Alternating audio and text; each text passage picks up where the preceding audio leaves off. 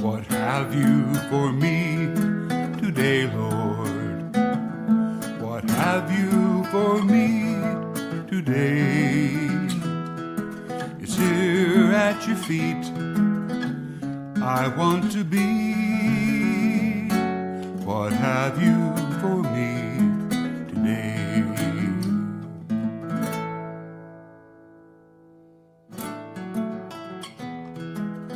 You're listening to The Sons Are Free. The topic today is Preemptive Grace. Jesus washing the disciples' feet has often left me wondering whether he intended a greater lesson for us than to simply marvel at his humble servanthood.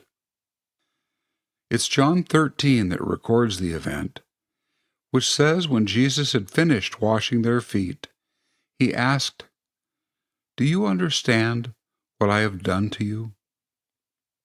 In trying to grasp the significance of what he did, it is well to remember that Jesus remained with the disciples for 40 days following his resurrection. Surely Jesus could have found the time to wash their feet then, rather than on the night of his betrayal. Mere hours before his arrest, trial, flogging, and crucifixion, Jesus must have been in emotional agony.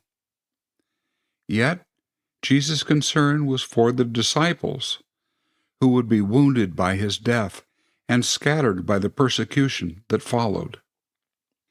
Jesus knew they would be overcome with guilt and shame for denying him and therefore potentially reluctant to return and face him. By washing their feet before they deserted him, Jesus laid the groundwork of grace and prepared the way for the disciples to be reconciled to himself. In so doing, Jesus reassured them of his love and the forgiveness that awaited them when eventually they did sin against him. Unlike Jesus, we humans, especially us men, often react with indignant anger when someone wrongs us, and we respond by demanding an apology or else. More often than not, my own angry response to a wrong has shut the door on heartfelt repentance in the one who has wronged me, and leads to separation rather than forgiveness and reconciliation. About that, it is written, "Iron sharpens iron." We reap what we sow, and those who live by the sword shall die by the sword.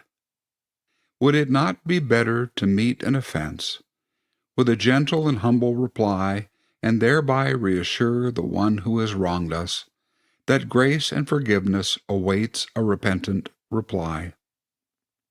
The proverb teaches, "A tender answer turns away wrath, but grievous words stir up anger."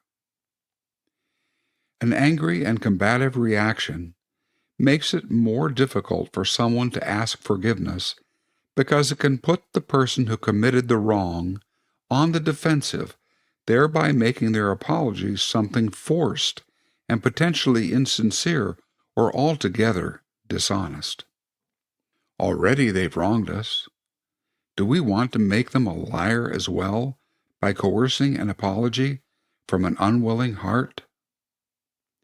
This, for me, is the core lesson of preemptive grace, as demonstrated by Jesus in washing the disciples' feet. I have only ever washed the feet of 2 people in my life: when I proposed to my wife, and more recently, my father. Doing so has profoundly affected my relationship with each of them.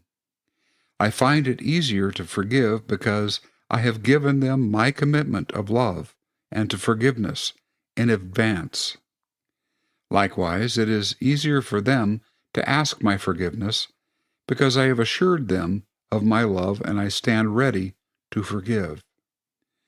I also find it more difficult to sin against my wife, who washed my feet when accepting my proposal of marriage, while at the same time it is easier to ask her for forgiveness when I have wronged her. There is indeed great blessing in washing one another's feet. If you know these things, blessed are you if you do them, said Jesus. Have we, as a body of believers, created an environment of love in which we are loath to sin against one another, and an environment of grace where once we have sinned, we are assured of forgiveness when we seek it?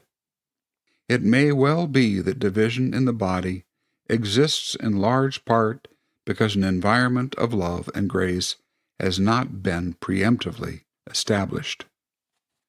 May we never forget, love covers over a multitude of sins.